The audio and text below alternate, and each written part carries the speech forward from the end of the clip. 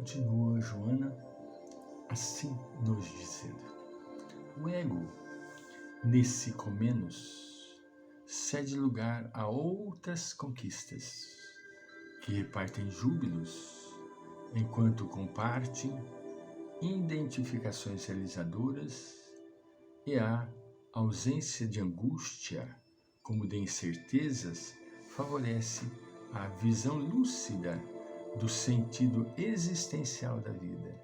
Olha que graça! E a ausência de angústias, como de incertezas, favorece a visão lúcida do sentido existencial da vida. Até o presente momento, como é dominante o nosso irmãozinho ego, e ele faz questão da sua predominância, da sua prepotência, da sua aparição, ele gera na criatura humana a insegurança, a intranquilidade, ele gera a ansiedade, porque quer e nem sempre consegue, né? Então, quando ele vai sendo dominado, deixando de ser o dominador para ser dominado pelo eu, aí começam a surgir de forma positiva, entende? A visão lúcida do sentido existencial da vida. Então, o que acontece? A ausência das angústias, ausência das incertezas, eliminação das ansiedades, né? Nesse processo de crescimento, continua Joana, de descobertas valiosas, podem ocorrer vários desvios e insucessos psicológicos, que é muito normal. Quando você sai de um estágio e entra no outro estágio, você está em um degrau e passa para um outro degrau, você fica com insegurança, porque você não conhece tudo aquilo de novo que está acontecendo, não é? Como mecanismos de saudosismo dos dias de inquietação, olha que graça, e incerteza sobre os recentes avanços, como fenômenos naturais para a fixação das novas e relevantes conquistas. Ele fica com saudade do sofrimento. É até uma graça, né? Dá um estado de saudade.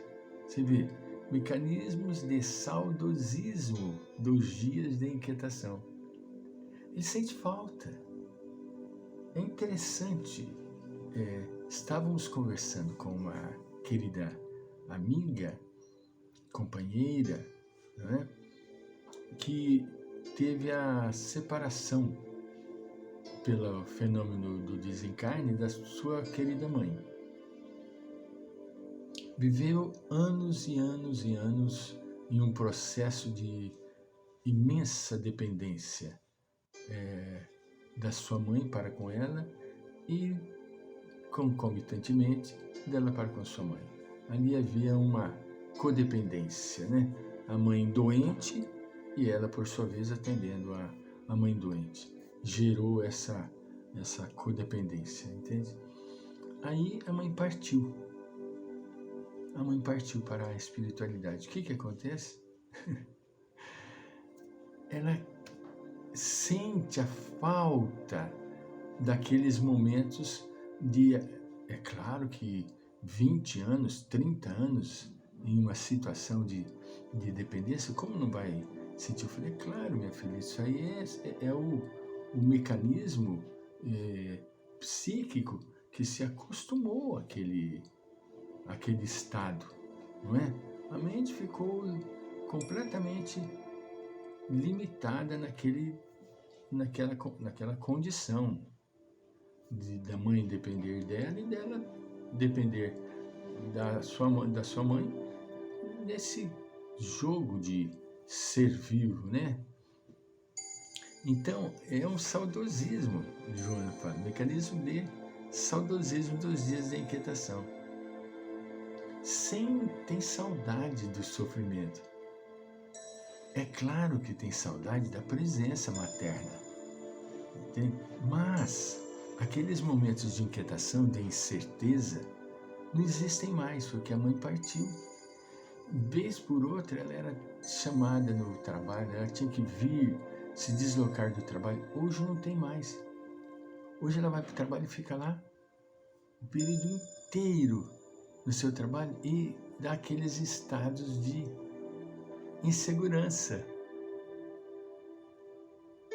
por falta da dependência. A mesma coisa, meus caros amigos, são as dependências das substâncias. Quando tira a substância da pessoa, a pessoa entra em delírio. E isso é terrível, porque às vezes tem que entrar com medicamento para poder controlar aquela ansiedade, que é a ansiedade. É a ansiedade, né? Continua, Juna. A larga adaptação no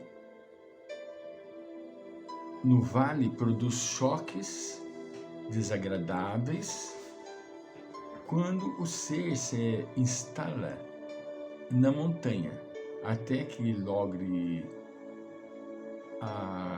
aclimatar-se no novo estado em que se encontra. Essa é uma ocorrência comum a todas as formas de vida, a todos os seres vivos. A ânsia de crescimento não tem limite. A ânsia da iluminação não tem limite. O interessante é que a larga adaptação no vale produz choques desagradáveis quando o ser se instala na montanha até que logre aclimatar-se. A pessoa estava no vale, largo tempo no vale, entende? Aí ele sai do vale e se instala na montanha. O que ele vai sentir? Sentir falta do vale. Saiu do vale e foi para a montanha. O que ele vai sentir aqui? A falta do vale. Porque até se adaptar a esta nova experiência de oxigenação, de paisagem, de convívio social, a pessoa vai se desestabilizar. Isso é normal. O que não é normal é a pessoa se entregar ao sofrimento, à ansiedade. Aí não dá certo. A pessoa tem que ter a consciência de que isso vai passar. É uma coisa momentânea, não é uma coisa que é interminável, de forma alguma. Porque todos nós ansiamos para a plenitude. Todos nós. E não existe, segundo nos dizem os amigos e benfeitores, não existe limite para o crescimento. O crescimento é ilimitado. O desconhecimento dos potenciais que podem ser movimentados para adquirir o crescimento e para a realização é que constitui impedimento para os indivíduos que não são conscientes, indivíduos inábeis e imaturos psicologicamente.